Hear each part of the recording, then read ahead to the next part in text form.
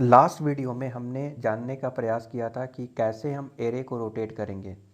तो इस particular video में हम लोग यही जानने का प्रयास करेंगे कि कौन कौन से स्टेप फॉलो करने पड़ते हैं अगर आप इस टाइप के क्वेश्चंस कर रहे हैं। तो हमारे पास दोस्तों एक एरे है एंड देन एरे के बाद हमको टू जो अ, उसका टू डेटा जो है मीन्स एरे में जैसे 1 और 2 हो गया, उसको स्वैप करना है, मीन्स रोटेट करना है। ठीक है, तो ये आ जाएगा लास्ट में एंड देन 7 लेंथ दिया गया है।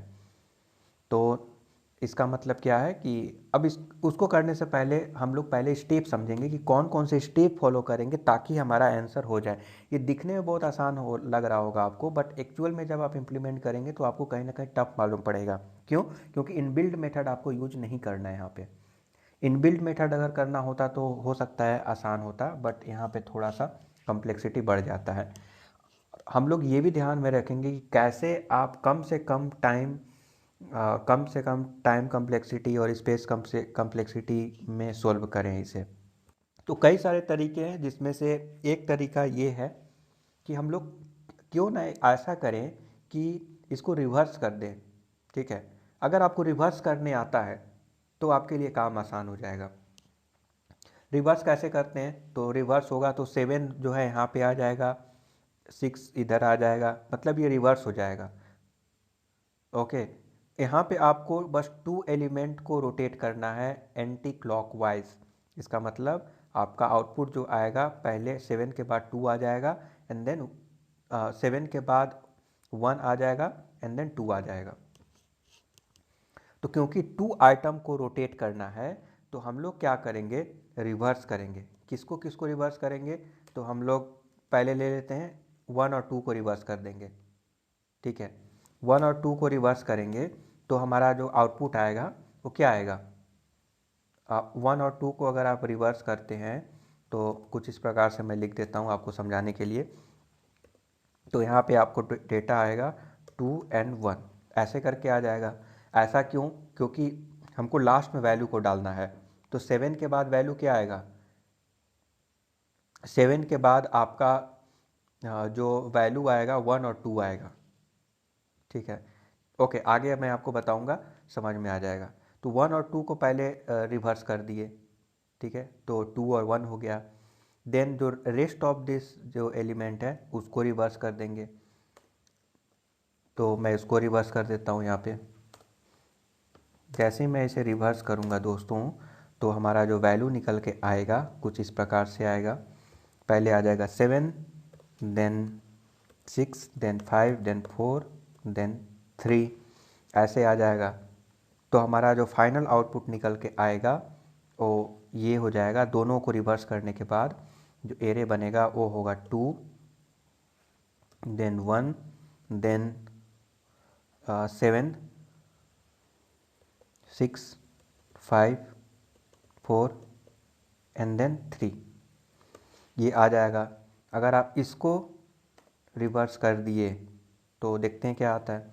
अगर आप इसको रिवर्स कर देंगे तो क्या होगा?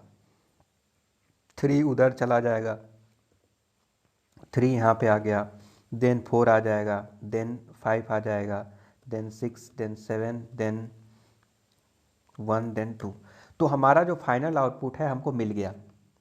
ठीक है, तो हमने यहाँ पे कौन कौन से स्टेप फॉलो किए? पहला कि जितने एलिमेंट को हमको रिवर्स करना है पहले रोटेट करना है, उसको पहले रिवर्स कर दिए and then rest of this item को रिवर्स कर दिए एंड देन सारे को रिवर्स कर दिए। तो हमारा फाइनल आउटपुट आ गया। ओके, तो इसमें टाइम कम्प्लेक्सिटी क्या आएगा? तो रिवर्स करेंगे तो एक बार रिवर्स करेंगे तो रिवर्स, क्योंकि नंबर ऑफ एलिमेंट को कर रहे हैं, अभी तो 2 है बट लेट से यहाँ पे 3 एलिमेंट को हमको रोटेट करना होता। तो तो इसके लिए हम लोग लूप चलाएंगे ऑफ कोर्स। तो लूप चलाएंगे तो टाइम कम्प्लेक्सिटी हो जाता है, एक लूप चलाने का हो जाता है बिग O ऑफ n। ये आपका हो जाएगा टाइम कम्प्लेक्सिटी। ठीक है, और क्योंकि आप एक ही एरे में रोटेशन कर रहे हैं और यही एरे को रिटर्न कर रहे हैं तो इसलिए जो है स्पेस कम्प्लेक्सिटी हो जाएगा बिग O ऑफ 1। ठीक है, तो ये सबसे बेस्ट तरीका है। क्यों? क्योंकि एक बार लूप तो एक बार तो चलाना ही पड़ेगा, ठीक है। 2 बार लूप चला देंगे तो n स्क्वायर हो जाएगा, तो अगेन ज़्यादा हो जा रहा है।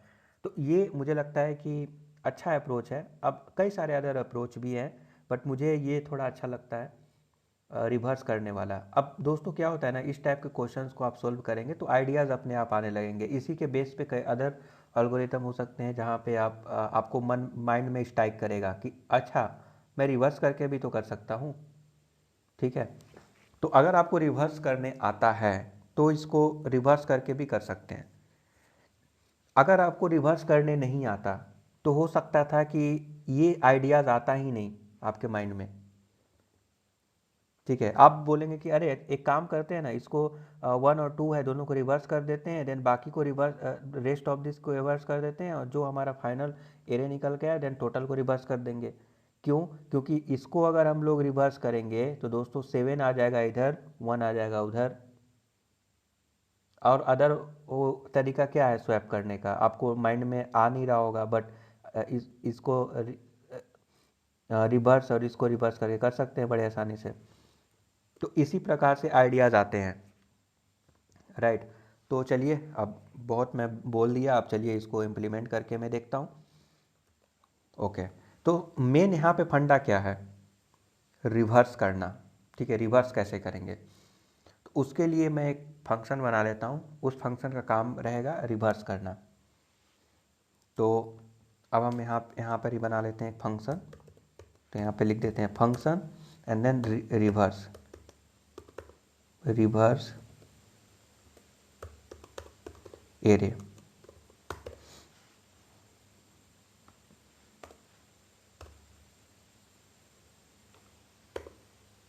रिवर्स एरे एंड देन अब रिवर्स में क्या क्या चाहिए हमको, क्या क्या पैरामीटर चाहिए? तो एक तो एरे चाहिए जिसको रिवर्स करना है, देन कहाँ से स्टार्ट करके कहाँ तक करना है। तो एक चाहिए स्टार्ट, तो मैं यहाँ पे लिख देता हूँ स्टार्ट, एंड देन अगला चाहिए एंड, ठीक है। स्टार्ट करके एंड करना है, ठीक है। जैसे मैं यहाँ पे बोला कि 0 इंडेक्स से स्टार्ट करूँगा और 1 इंडेक्स यहाँ पे हो गया। अगर सपोज 3 आइटम को रोटेट करना होता तो क्या करते कि रिवर्स करते। तो रिवर्स का स्टार्ट क्या होता है? 0 होता, एंड कहाँ तक? तो 2 होता।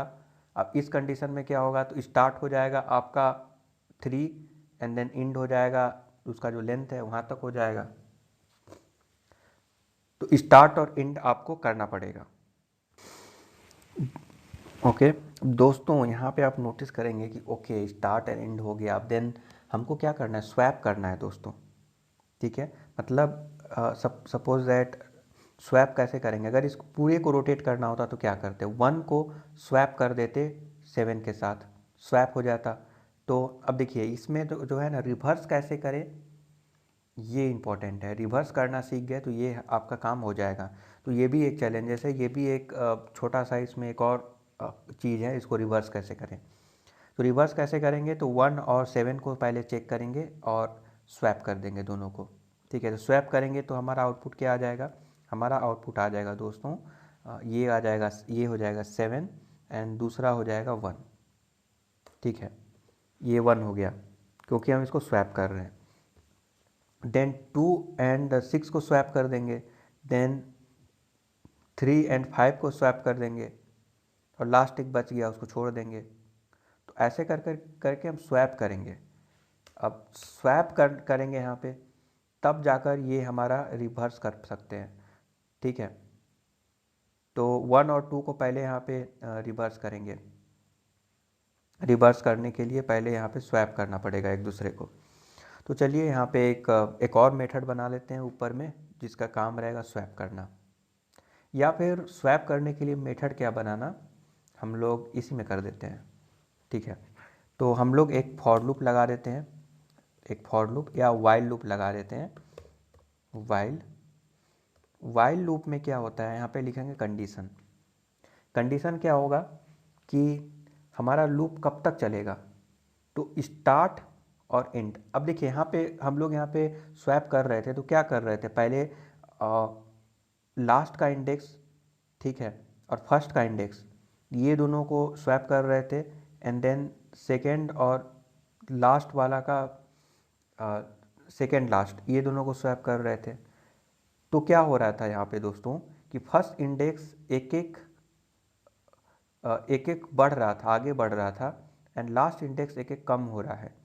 पहले इंडेक्स 0 था, तो अब जो है दूसरा बार जो स्वैप करेंगे 1 को, इंडेक्स 1 के वैल्यू को स्वैप करेंगे, और पहले सेकेंड लास्ट इंडेक्स को यहाँ पे स्वैप करेंगे। तो लास्ट से क्या हो रहा है, एक इंडेक्स एक एक कम हो रहा है और फर्स्ट से एक एक इंडेक्स ज़्यादा हो रहा है। ठीक है, तो हमको ऐसा ही करना पड़ेगा। तो यहाँ पे एक बार जब स्वैप होगा तो दूसरी बार क्या होगा कि फर्स्ट का इंडेक्स बढ़ जाएगा और लास्ट से इंडेक्स कम हो जाएगा। तो हम लोग वाइल लूप में सबसे पहले यहाँ पे कंडीशन लिख लेते हैं कि स्टार्ट जो है बढ़ जाएगा, तो यहाँ पे लिख देते हैं start plus plus, and then जो इंड है वो माइनस माइनस, तो यहाँ पे लिख देते हैं इंड माइनस माइनस। तो एक बार फर्स्ट टाइम लूप चलेगा तो स्टार्ट जो है एक बढ़ जाएगा और इंड जो है कम हो जाएगा, क्योंकि अब हमारा जो पहले 0 इंडेक्स था तो 0 से 1 हो गया तो एक बढ़ा, एंड देन 1 से 2 हो जाएगा तो एक बढ़ा। अब लास्ट में क्या हो रहा है, एक एक कम हो रहा है, तो हम लोग यहाँ पे कम कर दिए। ठीक है, देन ये कंडीशन ये कब तक चलता रहेगा, जब तक कि इंड हमेशा बड़ा रहना चाहिए। इंड हमेशा बड़ा रहेगा स्टार्ट से। ठीक है, अब सपोज दैट एक ऐसे पोजीशन पे चल गए जिसको एक एक करके मैं बड़ा करते गया, तो ये थोड़ी ना लास्ट तक चला जाएगा, नहीं, लास्ट तक नहीं जाएगा। अब इसमें दो चीज़ हो जाता है। अब चलिए उसको देख लेते हैं कि क्या क्या होगा। तो जैसे 1 2 3 4 5 7, तो 1 7 के साथ स्वैप होगा, देन 2 6 के साथ स्वैप होगा, एंड 3 5 के साथ, एंड 4 बच गया। 4 को स्वैप करने की आवश्यकता नहीं है, क्यों? क्योंकि इंडेक्स जो है ये हो गया 3, इंडेक्स हो गया यहाँ पे 2, एंड देन यहाँ पे जब आएंगे तो इंडेक्स हो जाएगा, दोनों का इंडेक्स सेम हो जाएगा। तो दोनों का इंडेक्स सेम नहीं होना चाहिए, वो हमेशा जो इंड है वो बड़ा होना चाहिए। तो हम यहाँ पे बड़ा ले लिए, ये कंडीशन लगा दिए। अब हम स्वैप करेंगे। स्वैप कैसे करेंगे, बहुत आसान है। जस्ट हम क्या करने वाले हैं यहाँ पर कि जो ये ए आर आर है, जो एरे वहाँ से आ रहा था, उसका जो इंडेक्स है, इंडेक्स पे हम डाल देंगे वैल्यू स्टार्ट का। ठीक है, तो ए आर आर स्टार्ट का यहाँ पे डाल देंगे। बट अब दोस्तों, अब स्टार्ट में क्या डालेंगे, इंड का डालेंगे, बट यहाँ पे तो आपने चेंज कर दिया। अब ये यहाँ पे समस्या हो गया दोस्तों। तो अब इसमें ना एक चीज़ और आपको करना है। यहाँ पे स्वैप करने के लिए आपको दोस्तों एक टेम्प वेरिएबल क्रिएट करना पड़ेगा। तो यहाँ पे मैं ले लेता हूँ एक टेम्प वेरिएबल ले लिए। यहाँ पे मैं लिख देता हूँ let temp is equal to, इसमें लेट से ए आर आर स्टार्ट में ए आर आर इंड में स्टोर कर दिया। ठीक है, and then A R R end में क्या होगा, इंड में तो स्टार्ट चला गया, स्टार्ट में क्या होगा, तो यहाँ पे मैं लिख देता हूँ स्टार्ट में आ जाएगा टेम्प। ठीक है, इसका मतलब क्या है कि इंड में आ गया स्टार्ट, एंड स्टार्ट में आ गया टेम्प, एंड टेम्प में बेसिकली इंड है। तो ऐसे करके हम स्वैप करते गए, और हम लोग इस टाइप से स्वैप कर सकते हैं। देन अब हम लोग क्या करते हैं कि इस एरे को, ये जो हमारा एरे है, इसको हमको रिवर्स करना है। तो रिवर्स करने के लिए हम लोग इस मेथड को कॉल करेंगे। इस मेथड को यहाँ पे कॉल करने के बाद इसमें डाल देंगे A R R, and then start. कहाँ से स्टार्ट करना है, तो 0 से स्टार्ट करना है, क्योंकि फर्स्ट टाइम में 0 से स्टार्ट करेंगे। कितने एलिमेंट, तो 2 एलिमेंट सपोज दैट है, तो उस 2 एलिमेंट है, तो इसका मतलब 1 और 2 है। तो लास्ट इंडेक्स का नंबर क्या होगा, तो लास्ट इंडेक्स का नंबर यहाँ पे दोस्तों निकल के आ रहा है, वो है, ये है आपका D-D-1। क्यों? क्योंकि लास्ट इंडेक्स क्या होगा, 0 से स्टार्ट हो रहा है तो D-1 करेंगे। तो ये एक बार रिवर्स हो गया। देन एक बार और हम रिवर्स करेंगे। इस टाइम में हमारा जो स्टार्ट होगा वैल्यू वो डी से स्टार्ट होगा, क्योंकि डी माइनस वन यहाँ तक हो गया एंड देन इस जगह से स्टार्ट होगा इंडेक्स। तो डी मतलब क्या है, डी मतलब हो गया कि एक कम, डी यहाँ पे उसका लेंथ होगा एक कम होगा। तो अगर हम यहाँ पे टू किए हैं तो टू इंडेक्स थ्री से स्टार्ट होता है, तो यहाँ पे डी कर दिए। कहाँ तक जाएगा, तो ये जाएगा एल से, एल मतलब लेंथ, लेंथ तक जाएगा। बट इंडेक्स हमको लिखना है तो एल माइनस वन लिख देते हैं, यहाँ पे लिख दिए एल माइनस वन। देन एक बार अब ये रिवर्स हो गया, अब सारे को एक बार फिर से रिवर्स कर देंगे।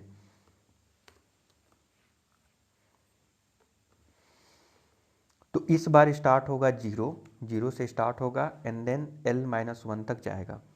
तो इस प्रकार से 3 टाइम रिवर्स करने के बाद हम यहाँ पे रिटर्न कर देते हैं ए आर आर। ठीक है, let's see what will be the output. I hope कि आउटपुट हमारा सही आए। तो कुछ इस प्रकार से हम लोग रिवर्स कर सकते हैं। तो इसमें दोस्तों हम लोग रिवर्स कर रहे हैं, देन हम लोग यहाँ पे स्वैप भी कर रहे हैं। देन इसका आउटपुट यहाँ पे देख लेते हैं। मैं इसे सेव कर देता हूँ और इसका आउटपुट यहाँ पे प्रिंट होना चाहिए था। तो यहाँ पे मैं डाल देता हूँ index.html एंड देन ये हमारा वैल्यू आ गया। Now I can close this one. तो दोस्तों यहाँ पे जो वैल्यू हमारे पास आया वो फाइनल आउटपुट आया, जो मैं चाहता था वो हमारा वैल्यू आया 3456712। तो कुछ इस प्रकार से रिवर्स कर सकते हैं। तो आई होप कि आपको समझ में आ गया।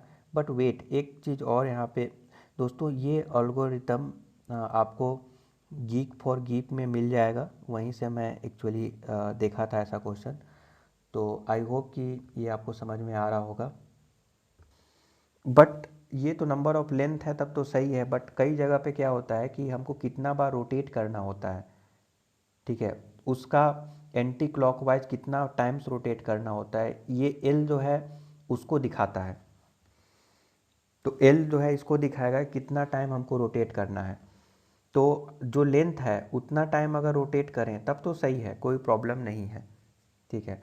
बट अगर लेंथ से ज़्यादा बार अगर रोटेट करेंगे तो क्या होगा, लेंथ से ज़्यादा बार रोटेट करेंगे तो क्या होगा। तो सपोज दैट अब ये जो वैल्यू है उसको हमको लास्ट में रोटेट करना है, और अगर लेंथ के टाइम तक अगर रोटेट करेंगे तो ये वैल्यू लास्ट में आ जाएगा।